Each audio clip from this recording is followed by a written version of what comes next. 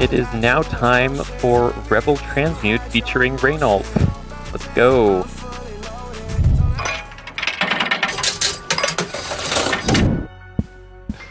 Hello, Speedromizer. I am Rainault. My pronouns are he, him, and I am here today to bring you a speedrun of Rebel Transmute. Joining me today is my teacher for this game. Go ahead and introduce yourself. Hello there, everybody. I am Legally Sam, and yeah, I am the one who submitted this game for people to learn, and this is the fruits of those efforts.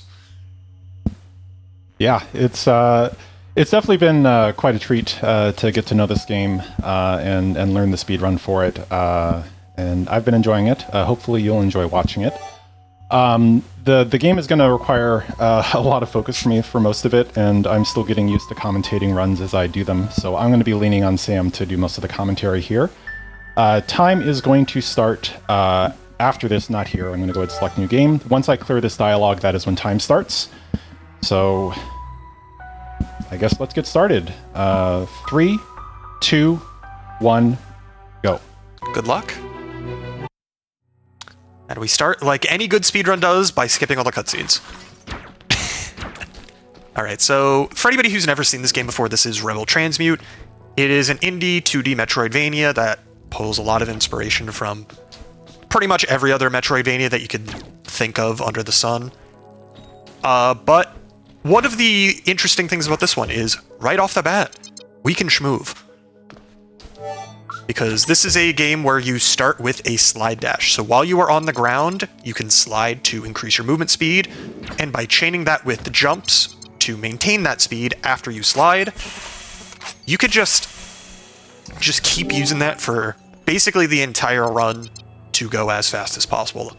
It certainly will be. Yeah, it is the very absolute bare bones basics of movement in this game, and while things will get a lot more complicated as things continue, and we unlock more movement upgrades and everything, the slide on the ground never goes away. But that is just the basics. There's actually a lot more to this game, beyond simply just sliding around and jumping. So that certainly is going to comprise a significant chunk of it. So coming up here, I got my first arena fight. There are going to be 2 of these fights that I'm going to be doing over the course of the game, and I couldn't tell you how many more there are because we're going to be skipping the rest of them. There is a lot of them in the game as a whole, and there's a lot of them that are meant to be intended that we are just not doing. For one reason or another, we'll go into a bit more detail when it comes up, but as you can see, this is the basics of combat. Is we have this short-range blaster. When we hit an enemy, it knocks us back slightly. And so combat is a lot of managing your knockback while still being in range to hit the enemies. So as a result, it takes a lot of getting used to. It takes a lot of practice to get really good at. But it is very rewarding once you are able to learn how to do the combat well, because there's a lot of boss fights in this run. Not all of those boss fights are easy. Some of them are very easy, but not all of them.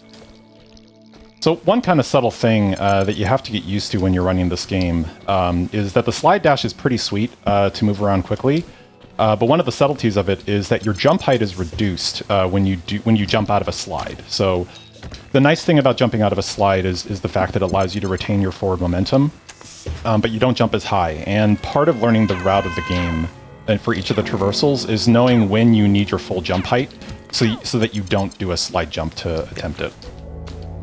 And to piggyback off that, there are actually spots where you want that reduced jump height, where you don't want a full jump, and the reduced height actually lines yourself better for what you're trying to go for.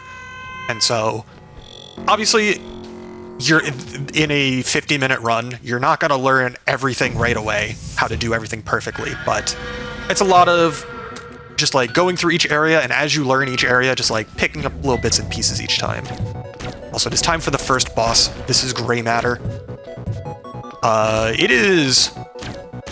Once you know its patterns, it is, really not terribly difficult, because it just kind of flops around and spits stuff at you most of the time.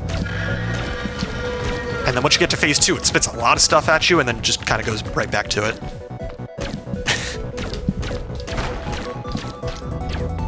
this is a boss where, if you were playing on an older version of the game, there is actually a trick where you can make the boss get stuck in the corner. But because this run is being done on the most up-to-date version of the game on PC, there's no down patching involved. That is pretty much the only thing that the current patch loses over like 1 or 2 patches back in it. That only saves time if you get good RNG anyway, so it almost doesn't matter. Yeah, it felt like a minor enough glitch that I didn't bother trying to learn it or down patching the game. Yeah, I think even if you were to do it like perfectly with the best possible RNG, it doesn't even save 10 seconds. Yeah. And I've been pretty happy with my times in this game, but they haven't been tight enough for those few seconds to be worth it. Yeah. So I just picked up my first upgrade, which unfortunately is not a movement ability. You may have noticed that there were some bubbles in some of the earlier rooms that I used the upgraded gun to shoot through. My gun was not strong enough to be able to shoot through those bubbles, and now it is. Right, and also now it's time for the first major skip. This is Quarry Skip. Oops. The way this works is if you hold down and left on the D-pad or the keyboard, and then like into a corner, and then barely land on a platform, and then slide, you just get super speed. Yep, it came and went, so if you blinked, you missed the skip. Yeah, don't ask me why that works. I actually have no idea. It just works. But the important thing there is it lets you make that jump that you are not normally supposed to be able to make, which lets you basically skip straight to the end of this area. This room is not fun. A lot of enemies. Would you believe me if I told you it used to be worse? Like in one of the earlier updates? Yeah, like in an older version of this game, this room had like a completely different layout, and it used to be worse. This is the better version of it.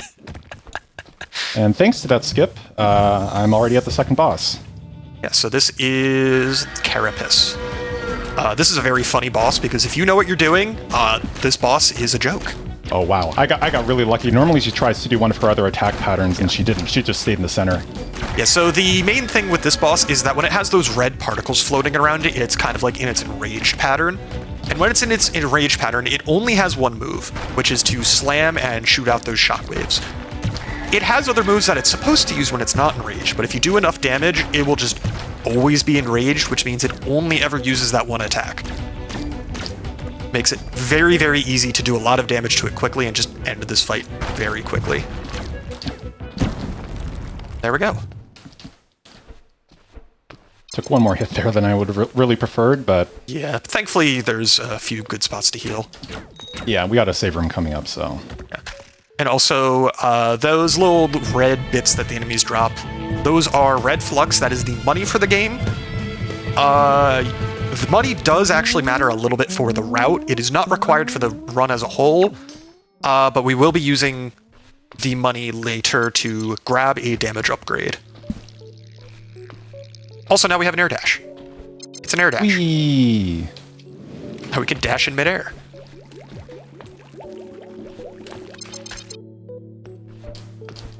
Yeah, the air dash also has a bunch of subtleties to its utility. One that I've definitely been paying a lot of attention to is the fact that it resets your vertical speed. And that can be used to kind of save a little bit of time on a lot of traversals if you don't want to wait for yourself to start falling again. Yeah, the main thing is it makes you go faster, and yeah, like you just said, it resets vertical speed because it's very minor, but if you land on the ground from high enough up, you do have like a little bit of landing lag as it like stuns you for a quarter second. And so if you time... Are you not unequipping the augments? I did that at the first save. Oh, you did it at the first one? Okay, I must have missed it. Yeah, thank you for the reminder, though. Okay, that's where I normally do it, so I was like, wait a second, I didn't see it there.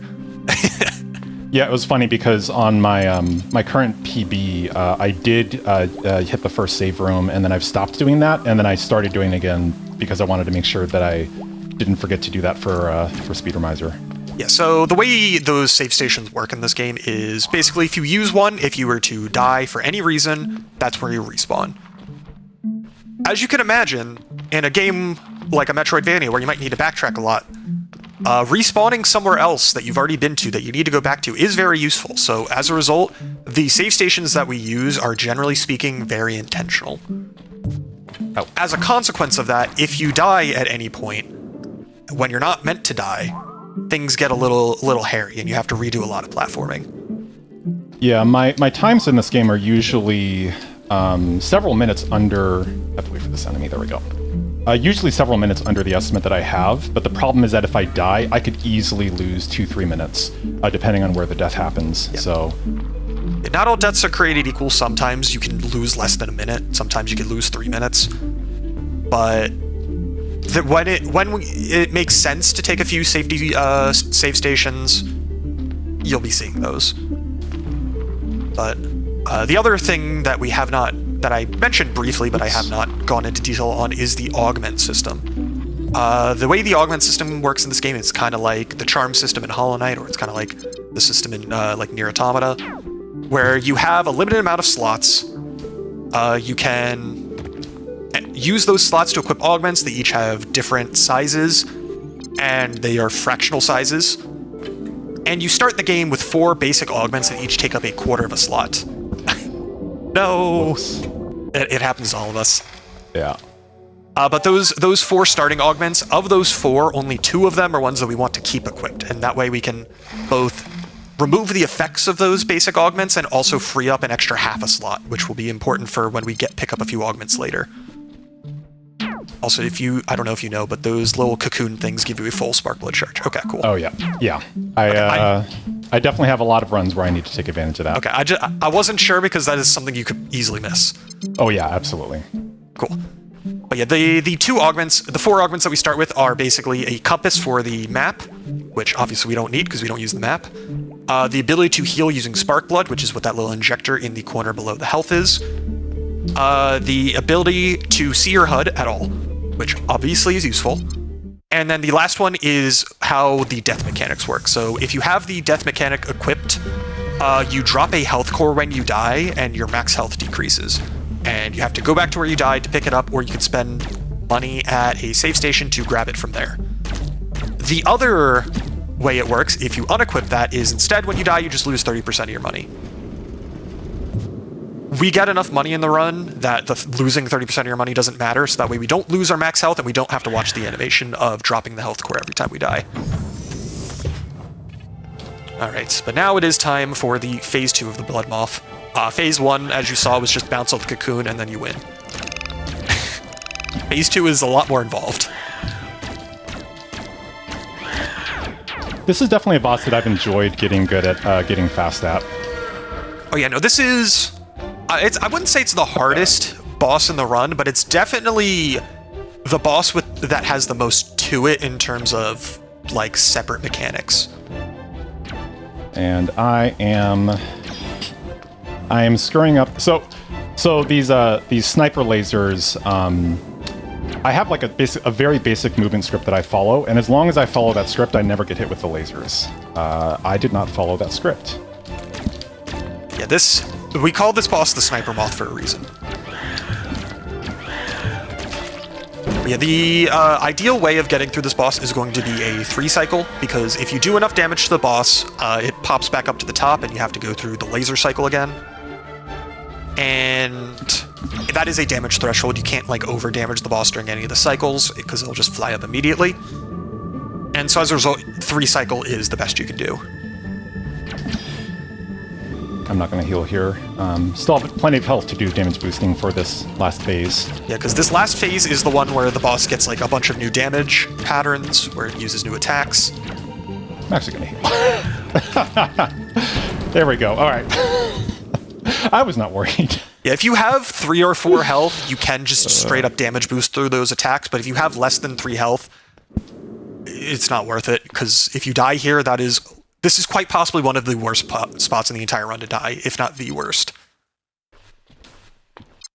But thankfully, you made it through successfully. It went fine. I need to remind myself that I'm not just doing a casual offline run, I'm a marathon, so I gotta play it a little safer. But thankfully, now we get our next upgrade, and this one is not a movement upgrade.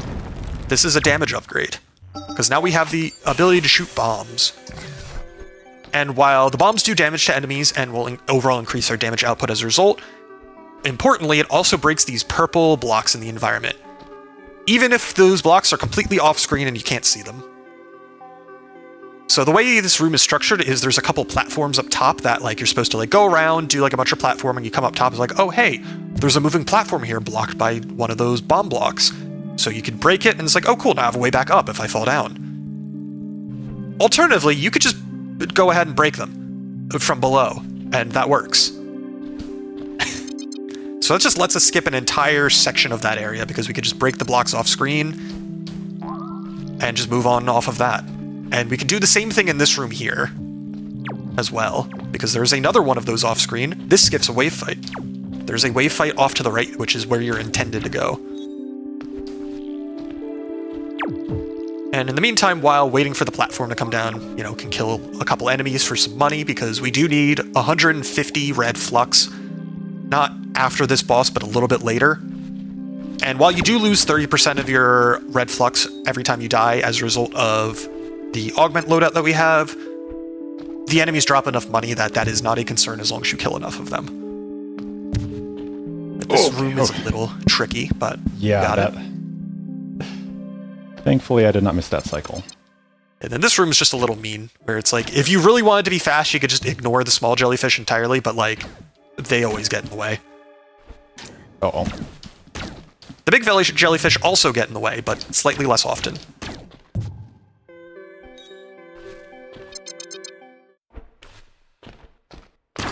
I will also mention that it takes 6 hits to refill your spark blood, and so right now you're at 5, so you'll be able to heal very soon.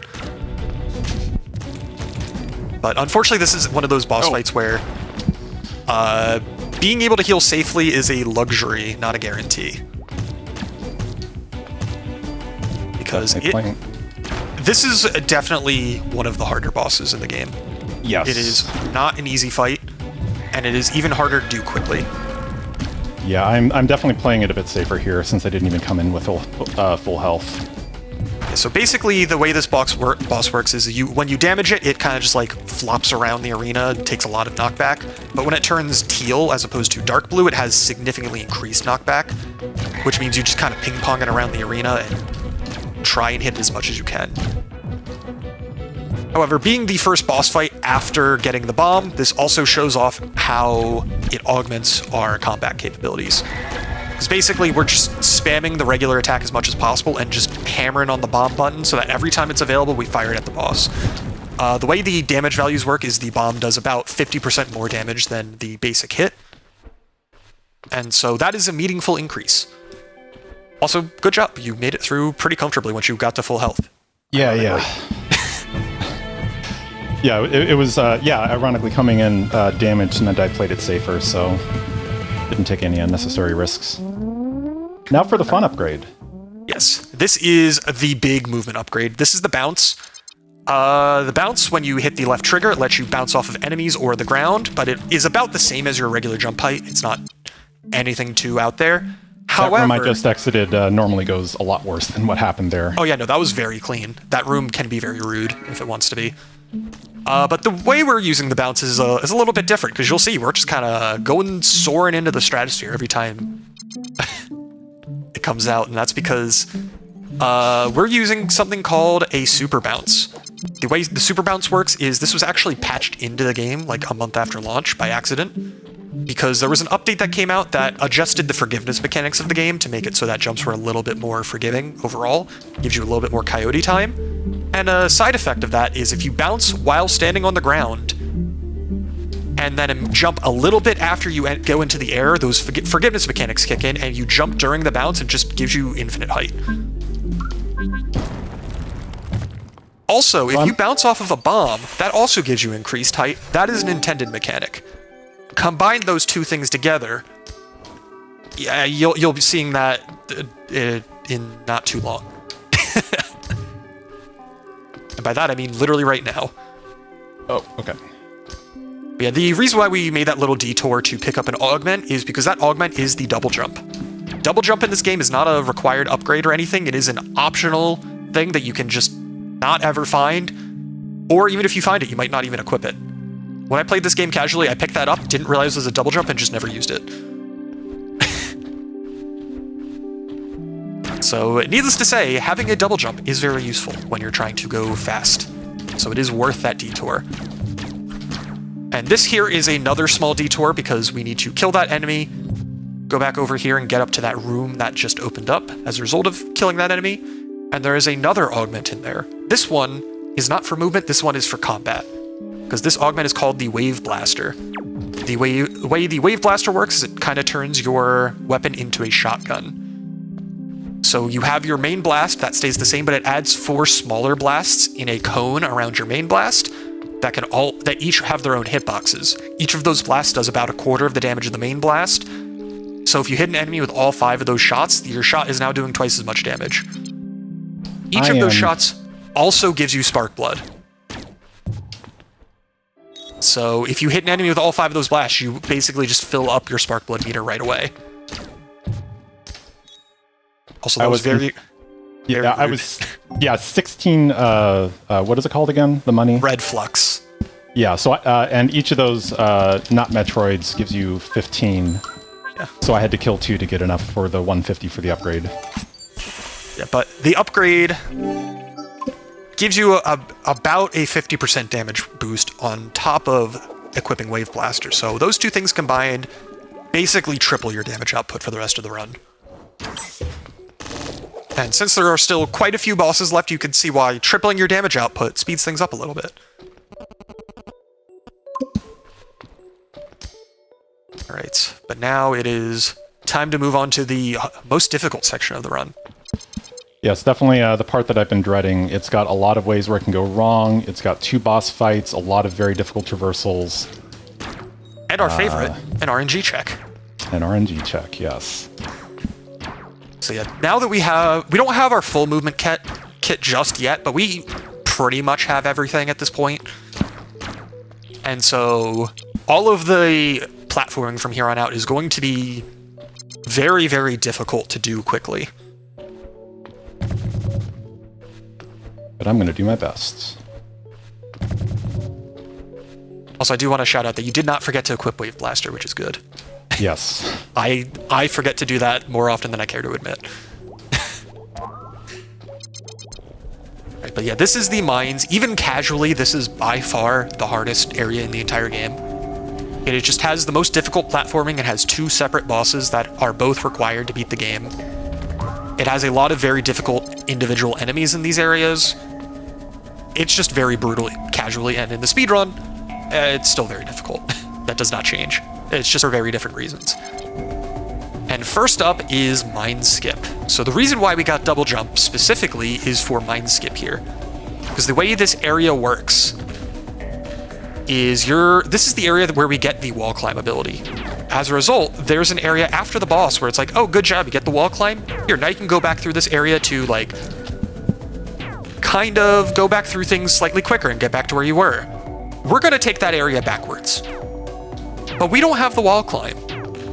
And so if we can bait these enemies here into hitting that switch on the other side of this wall here, then we can go straight to that area and do some movement shenanigans to get through that area early. So close. That was very unfortunate. Unfortunately, these... Yes. There you go. That was really good. Oh RNG. my goodness. Let's get a refill on... Actually, hang on. Let's just... Yeah, these enemies can be very, very mean if they want to be. Now, in order to get through this area, what we're going to do is we're going to dash over, fire a bomb, double jump, pause the game, unpause the game, and get blasted up by the bomb. The way this works is when we pause the game, the timer for the bomb keeps ticking down. And so that when we unpause the game, we can force the game to explode our bomb specifically where we want to explode it. And that allows us to basically get in the exact position that we want to be from the bomb. Yeah, no, once you're at 1 health, you're just kind of out of luck. Gotta go. Yeah, safety. I could try to go for it, but yeah, I'm just going to take a bit of time. There's a safe room nearby that I'm going to go grab, but I really want to make sure I make it there. So I'm because dying here is not the worst thing ever, but unfortunately, the last part we saved at is further away than this one. But yeah, the way bomb skip, dash across, you double jump up so that we're still getting height from the double jump. Pause the game so the bomb explodes while we're right above it, and then the bomb gives us extra momentum, and that allows us to basically make all of these jumps that we're not supposed to be able to. It is, without a doubt, the hardest trick in the run, but it is something you can get very consistent at. Because this part of the trick is 100% just execution-based. And while it is very difficult, like I said, you can Ooh. practice it and get good. All right. And the other hard part, in addition to the timing, is the spacing, because the spacing is not intuitive. I did not heal there, but I'm not... Good stuff. You got through it second try. I did. Oops.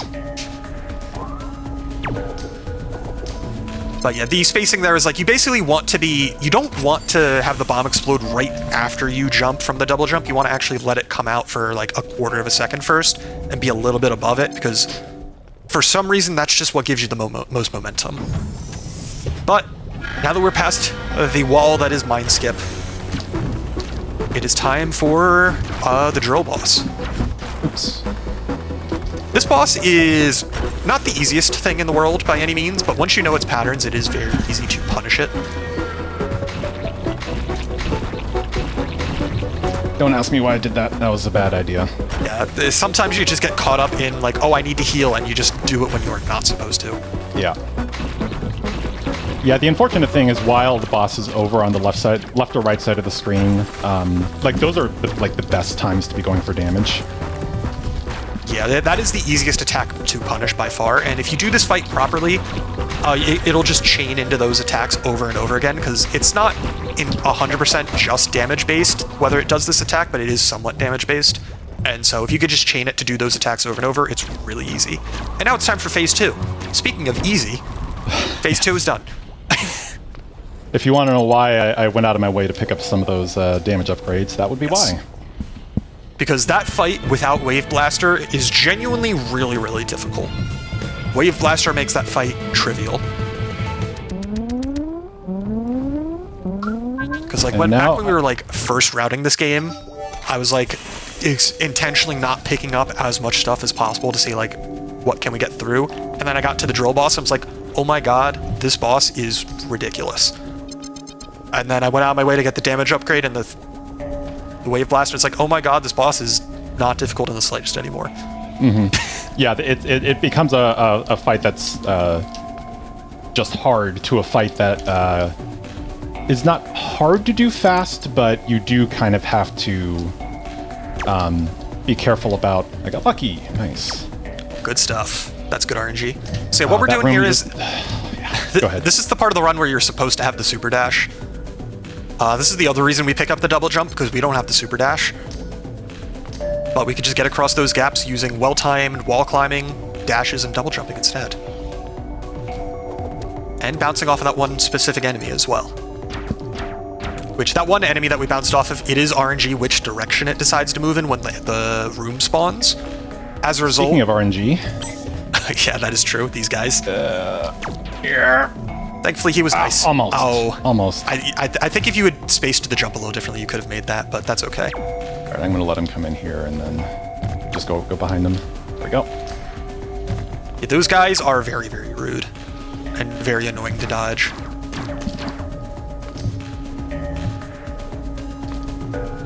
And the funny thing is, they used to be worse. They used to do 2 damage instead of 1. And I cannot imagine that.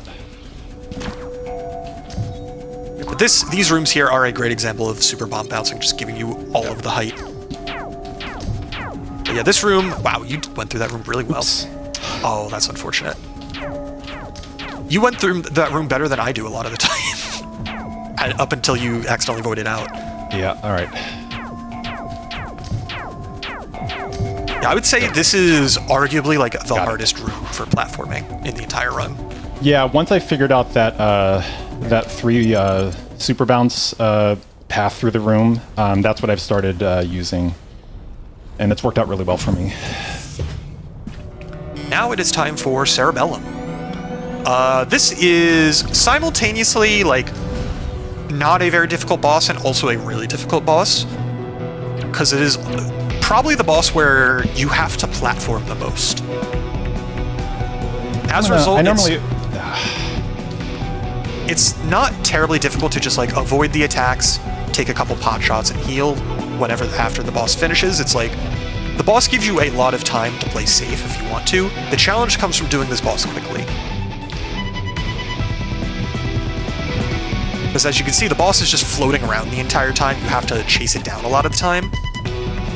And as a result, it's like you can just be damaging the boss the entire fight, but you have to manage healing, not getting hit, with chasing down the boss and getting that damage in.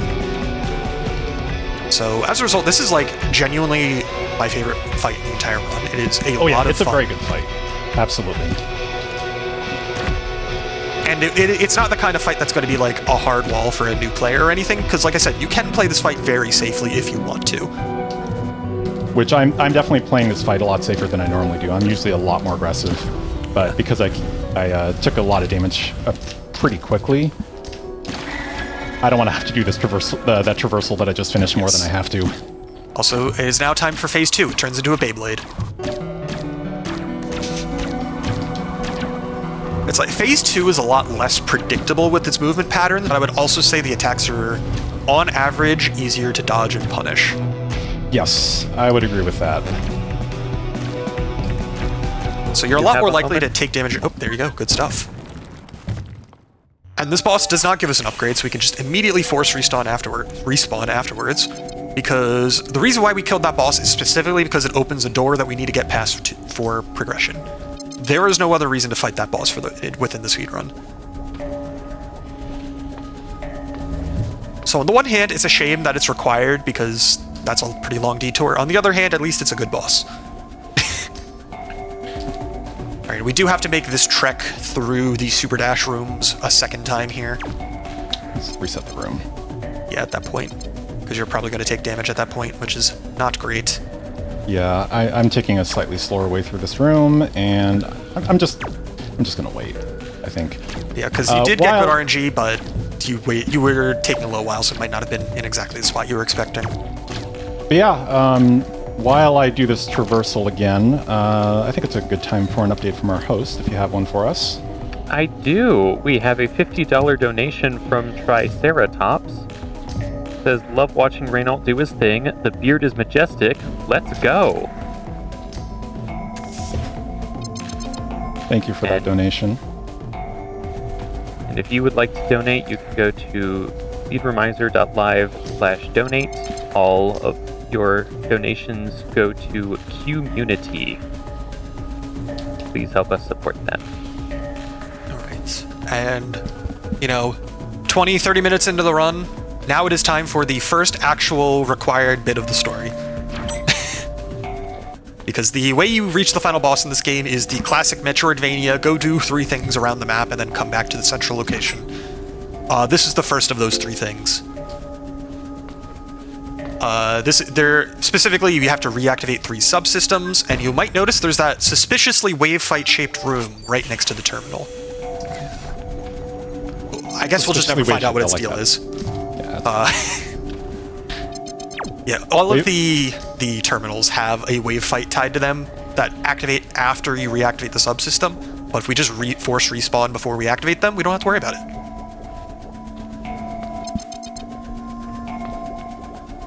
But yeah, once I complete this traversal out of here, oops, that's going to be it for mines, and that's going to be it for the hardest segment of the run. Yeah, it's like, while the rest of the run from here on out is not free by any means, I do call it the home stretch. Because all of the hardest stuff is completed at this point. Everything from here on out is easier by comparison. What the? Okay. I forgot about that.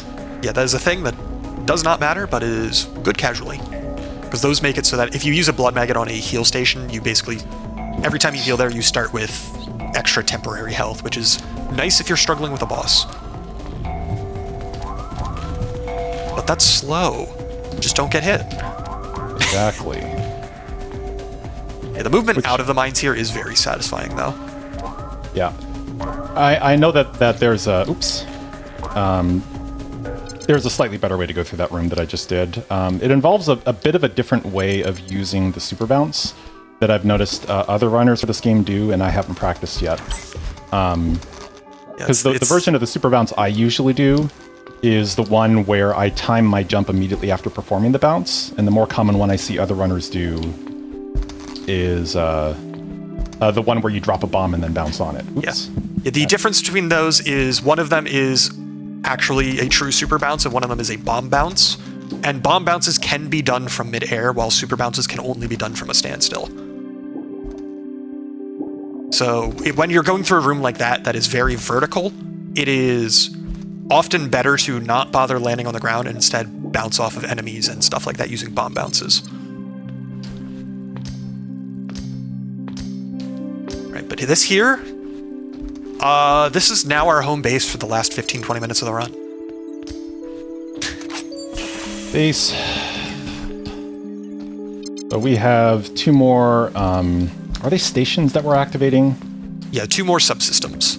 Subsystems, there we go. That is what they're actually called. You can call them whatever you want. It doesn't actually matter that much. Yeah, this is the subways. It is very horizontal rooms with some funny water that speeds you up.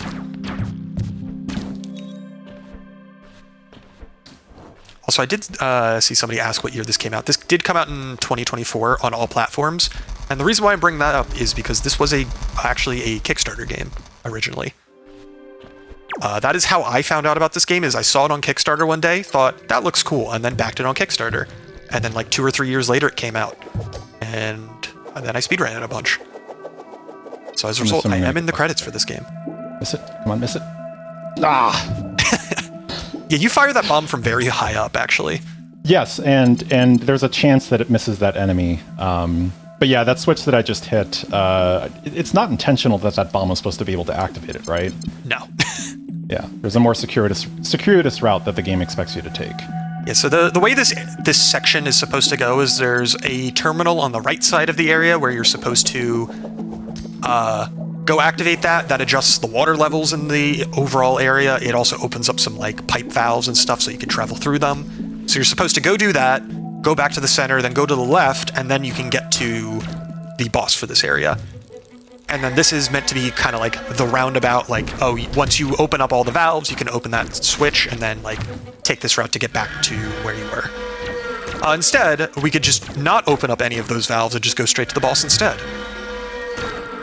And it does mean we have to do this wave fight here, which is a little annoying sometimes, but it is a lot faster than taking a giant detour.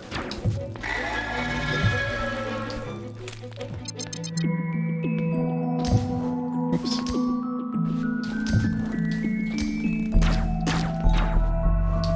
Alright.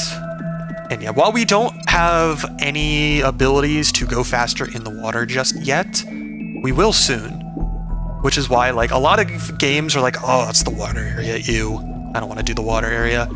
Once we get the swim upgrade in this game, water areas genuinely become some of the most fun areas. But first, we have to fight a boss. Boss is in very heavy air quotes. Yes. Yes, if you thought the drill... Well, I guess, if you thought the drill boss was fast... Yeah, this is... we call him Bartholomew. Even if he didn't go down super easily and have, like, a very small health pool, as you can see, you have time after every single attack to heal safely. So you could just take a few pot shots, and then he's dead already. This fight, I don't understand why it's this easy, because... it's really easy even if you don't have all of these damage upgrades. And we don't have, like, a massive amount of damage upgrades. There's, like, 3 or 4 more weapon upgrades that we could get that we just don't even have.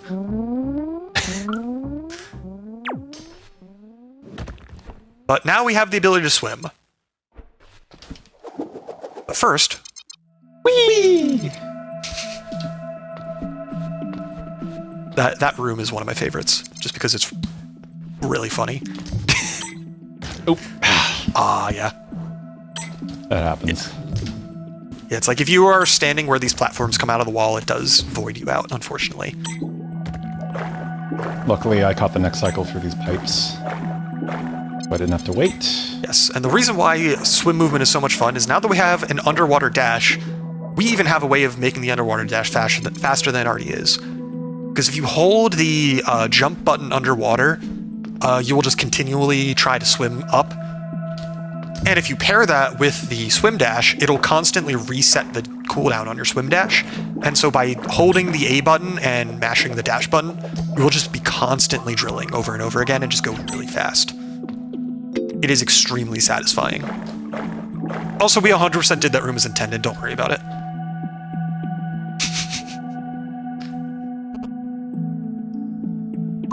Yeah, the intended way of doing that room is actually a secondary ability of the swim dash, where it kind of has a secondary shine spark mode, where if you fall into the water, activated by accident several times, and I get confused.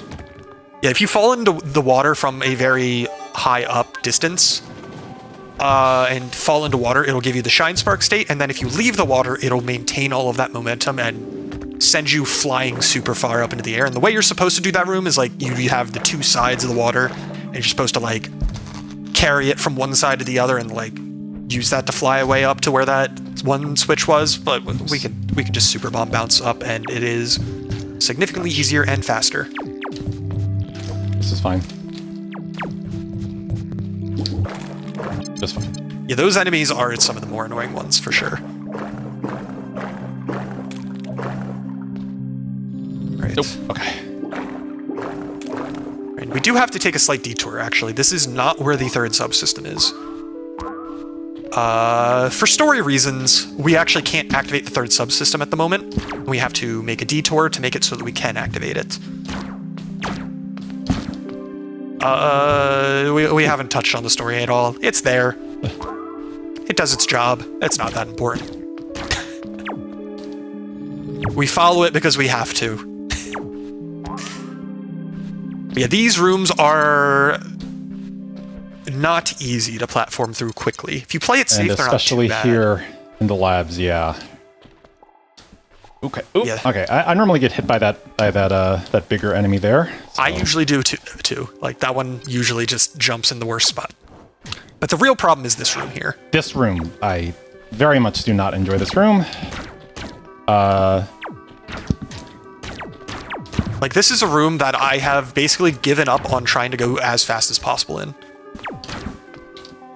If you just stay at the corner, it can't hit you. Okay. Because the shots would hit the wall right under it. Yeah, I think I keep forgetting which walls block those shots and which ones don't. There are only a couple enemies in this room, but gonna play it. Doesn't hurt to be safe. What are you doing? Get out of here. Yeah, that room with the turret enemies is, like I said, very, very difficult to do quickly, and even more difficult to do without taking damage. Okay, that's the labs. I have lost quite a lot of time to dying in that turret room. Alright, but now we have to do a short little platforming segment. No, I don't. Exactly. Yeah, we can just skip that one by jumping over the whole thing, and now we have the Synaptic Blade. That'll let us reactivate that third subsystem, and we are almost done already. Hard to believe it's already been 42 minutes. Yeah, we have one subsystem left, and then the final boss. Also, if you remember, like, 20, 30 minutes ago, we activated a fast travel station. This is why we activate it. Is because we need to get back up to around the area where that original fast travel station was. Because this subsystem is one that we very much could technically do second. However, we need the swim ability to go to the labs, and so by proxy, we have no reason to do it second. But we do need the wall climb ability in order to get through this area, so at the very least, mines is required to be before this. Because this is the area where you're intended to get the super dash ability. There's a boss off somewhere else that we don't need to go to that gives you the super dash. But by leveraging all of the abilities that we have thus far, we can platform through this area safely. We can platform through this area unsafely. And just get through it. That on purpose. Yeah, thankfully the enemies are not too bad here. Like, there's a few enemies in each of the rooms, but they're not too problematic, and more it's just you got to platform through them successfully. Yeah, definitely more difficult or tricky to do quickly than it is dangerous. Yeah. But this is the final subsystem. This last subsystem is, it's the same as the other ones. You gotta go activate all the switches at the same time. But the interesting thing comes from once we actually activate the terminal, because the other two terminals we had an AI helping us by doing all the hard work for us, but they left. Now we have to do it ourselves. You almost went the whole run without the double terminal glitch. Almost. I've noticed it's a lot less likely to happen if I pause for a second, but I just barely did not pause as much as I normally do. But yeah, this area here, what we're supposed to do here is there's like 3 enemies scattered around. We're supposed to like track them down and kill them, and then a bunch of platforms will show up and we can make it to the exit. Or we could just go to the exit and just skip them entirely. And that's the first part of this. The second part is a big platforming section that we can just force respawn. The game doesn't care if you actually completed it, and we can force respawn again, and we're done. We're on to the final boss. That is one of my favorite things, because why does force respawning for that one specific thing work like that? Wait, that's... I don't know, but it's funny, and I'm glad it works that way. Right. But now we make our way to the final boss here. The final boss is not, like, terribly difficult, but it's very difficult to do quickly, is the issue. And marathon run, take the safety save. Yes, and I'm not on PB pace, so I don't think I am. Am I? It depends on how fast your final boss is. That's true. Yeah. No reason to take a risk. If you have a very fast final boss, I think this can be a PB. For the record, we do use the in-game timer at the top, because it is a very, very good in-game timer. And it makes timing runs very, very easy. So, yeah, like I said, this game has a very, very good speedrun timer. It is different from the file timer, actually, which means there are cases where you can finish a run and your speedrun timer and the file timer say different minutes.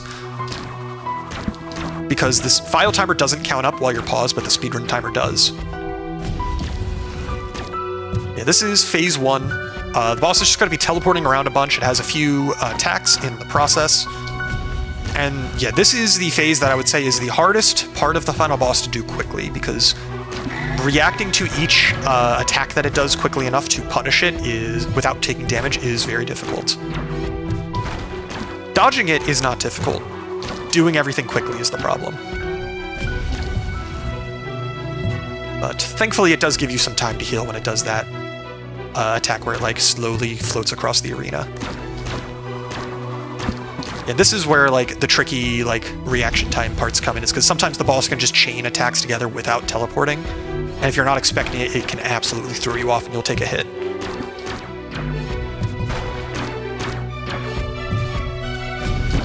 Alright, there we go. That is phase 1 complete. All that is left is phase 2. Phase 2 is harder casually, but once you know its attack patterns, it's very easy to dodge and punish it. Just don't try and heal unless you are in like the one designated safe to heal spot.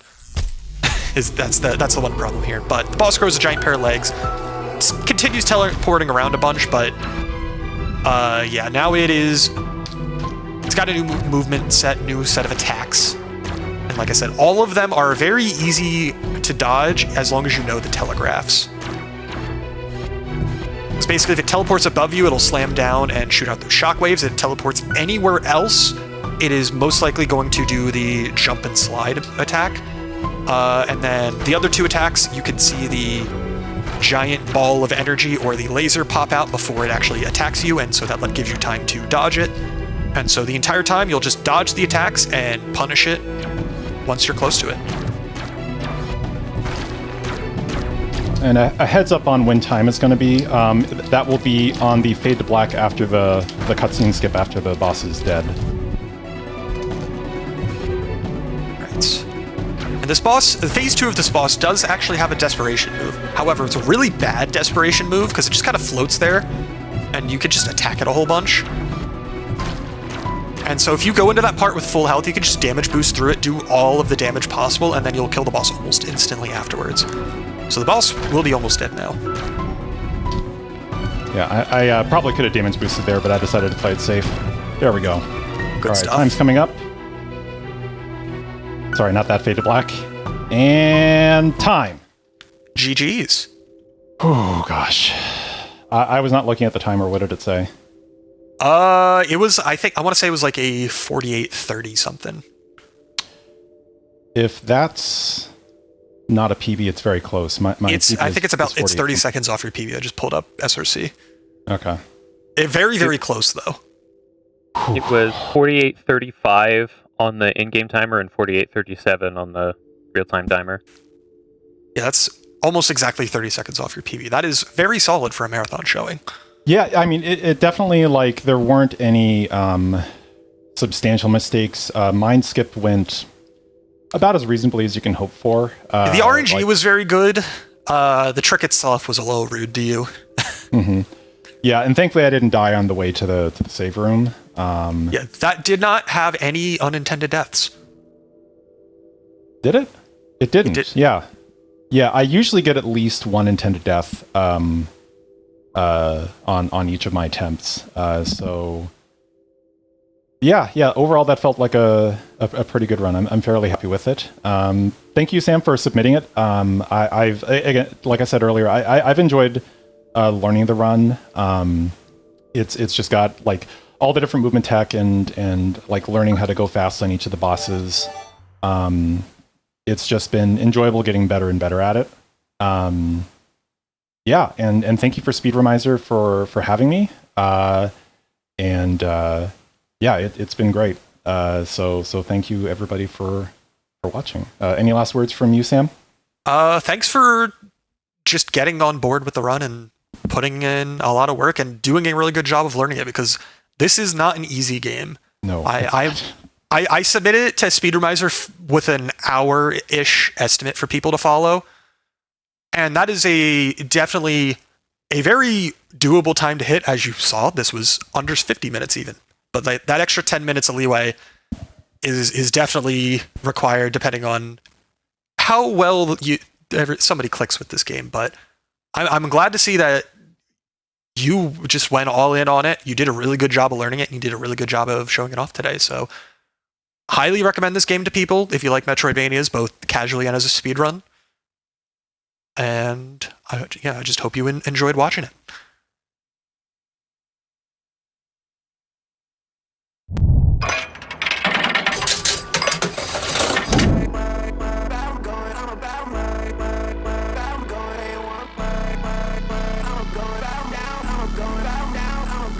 Land time fly, can't stop, won't stop, hit the skyline while everybody else flies, cause I'm downright keeping things on lock, I'm about mine, sipping on the proof shots. Land time fly, can't stay in one place, we the outside, going at it all day till it's nighttime. Now I can't see straight, but it's alright, I'm doing things. What a run. Give it up one more time for Rainault. Now is a bit of a break, so go ahead and refill your water, get some snacks, stretch your legs, use the restroom if you have to, and we will be back very soon for Forza Horizon 4 by Bayron.